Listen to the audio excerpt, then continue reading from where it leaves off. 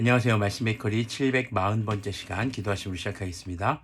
거룩하신 주님 감사합니다. 주님의 말씀을 묵상합니다. 성령님께서 말씀에 조명이 되어 주시옵소서. 우리 주 예수 그리스도님의 이름으로 기도합니다. 아멘. 네, 오늘 보실 말씀은 사무엘하 21장 15절에서 21절까지의 말씀입니다. 블레셋과 이스라엘 사이에 다시 전쟁이 일어나서 다윗이 군대를 거느리고 내려가서 블레셋 사람과 싸웠다. 블레셋 사람과 싸우는 전투에서 다윗이 몹시 지쳐 있을 때에 거인족의 자손인 이스비브노비라는 사람이 300세겔이나 되는 청동창을 들고 허리에는 세 칼을 차고 다윗을 죽이려고 덤벼들었다. 그러자 수리아의 아들 아비새가 그 블레셋 사람을 쳐 죽이고 다윗을 보호하였다. 그런 다음에 다윗의 부하들이 다윗에게 다시는 자기들과 함께 싸움터에 나가지 않겠다고 약속을 받고서 그에게 말하였다. 임금님은 이스라엘의 등불이십니다. 우리의 등불이 꺼지지 않도록 지키고자 합니다. 자, 다윗이 싸움에 지쳐 있을 때라는 것은요, 싸움이 길었다라든가 격전이었다는 것보다 다윗이 좀 더 나이가 들어서 좀 지쳤던 것으로 보여집니다. 이제 다윗이 전쟁터에 나가기 어려운 그 정도의 이제 나이가 된 것으로 보입니다. 자, 이때 다윗의 부하들이 다윗을 지키죠. 자, 그때 하는 말이 무엇입니까? 임금님은 이스라엘의 등불이십니다. 얘기가 뭡니까? 하나님의 언약이 있습니다. 다윗 언약, 다윗 왕조는 영원할 것이다. 다윗이 죽어서는 안 되는 겁니다. 다윗이 다쳐서도 뭐 다칠 수 있겠지만, 다윗이 죽는 것은 절대 안 되는 겁니다. 왜요? 하나님의 언약이 있는 왕이니까요. 하나님께서 세우신 왕이니까요. 자, 그런데 지금 보면은 여기서 블레셋 사람들이 또 쳐들어오는데 이들은 계속 거인족들을 앞세워서 지금 쳐들어옵니다. 18절 계속 보면요. 그 뒤에 다시 곱에서 블레셋 사람과 전쟁이 일어났다. 그때에 후사 사람 십부게가 거인족의 자손인 삽을 쳐 죽였다. 또 곱에서 블레셋 사람과 전쟁이 일어났다. 그때에는 베들레헴 사람인 야레오르김의 아들 엘하나니 가드 사람 골리앗을 죽였는데 골리앗의 창자로는 베틀 앞다리 같이 굵었다. 자, 여기서 개역 개정 골리앗의 아우라고 나오고요. 여기서 이제 골리앗이라고 나옵니다. 동명이인일 수도 있고 개역 개정에 따르면은 이제 골리앗의 아우라고도 볼 수 있는데요. 다윗이 죽였던 그 골리앗은 아닙니다. 네. 다음 20절 계속 보면요. 또 가드에서 전쟁이 벌어졌을 때 거인이 하나 나타났는데 그는 손가락과 발가락이 6개씩 모두 24이었다.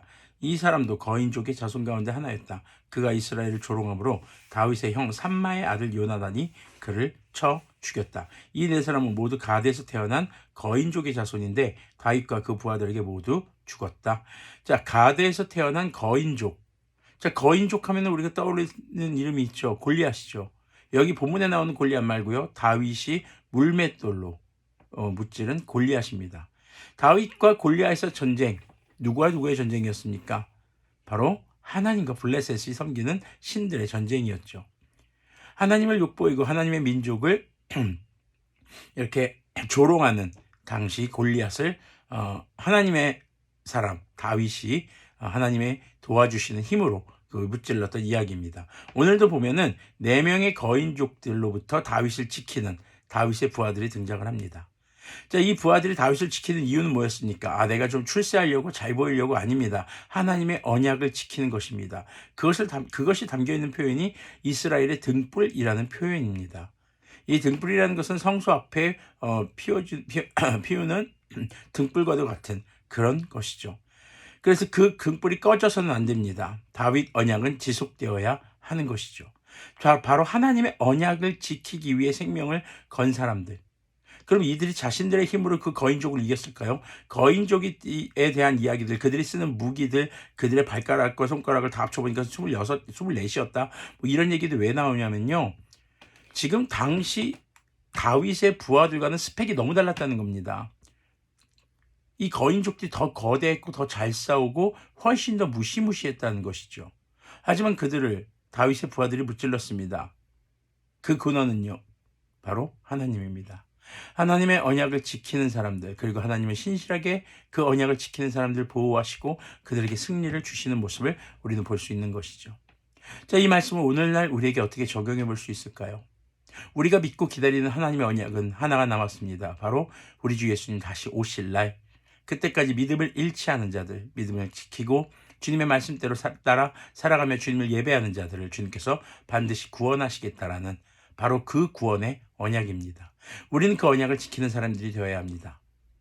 때로는요, 우리가 지쳐서 아프거나 힘들어서 악한 유혹에 넘어갈 때가 악한 유혹에 시달릴 때도 있을 수 있습니다. 그때마다 우리가 서로가 서로에게 믿음의 용사들이 되어서 끝까지 주님의 언약을 지키며 주님 나라 오시는 그날까지 함께 갈 수 있는 그런 믿음의 동역자, 조력자, 믿음의 용장들이 되었으면 좋겠습니다.